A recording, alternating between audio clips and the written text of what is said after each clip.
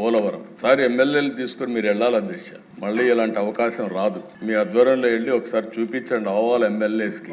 ఎందుకంటే అధ్యక్ష, ఇంత పెద్ద ప్రాజెక్ట్ సమీపంలో రాబోయే రోజుల్లో భారతదేశంలో ఎక్కడ కట్టే అవకాశం లేదు.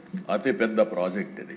అలాంటి ప్రాజెక్ట్ అధ్యక్ష ఈ హౌస్ లో గాని బయట గాని ప్రతి వారం సోమవారం వస్తే నేను పోలవరం చేసి ఒక పట్టుదలగా చేసి 73% పూర్తి చేసాం అధ్యక్ష. నేను చాలాసార్లు చెప్పాను, నాకు కమిట్మెంట్ ఉంది. ఆ రోజు 7 మండలాలు తెలంగాణకు ఇచ్చిన మండలాలు ఇక్కడ రాకపోతే అది పూర్తి కాదని గట్టిగా ఫైట్ చేస్తే ఆనాడు సేమ్ ఎన్డీఏ గవర్నమెంట్ అధ్యక్ష మోడీ గారి నాయకత్వంలో ఆ 7 మండలాలు ఇచ్చి ఆ ప్రాజెక్టు ముందు తీసుకుపోగలిగాం.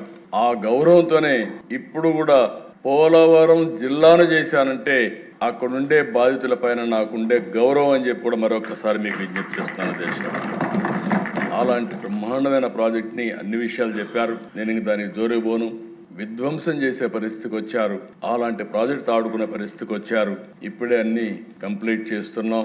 తప్పకుండా రాబోయే సంవత్సరం పుష్కరాల కంటే ముందు పోలవరం పూర్తి చేసి జాతికి అంకితం చేసే బాధ్యత ప్రభుత్వం తీసుకుంటాం.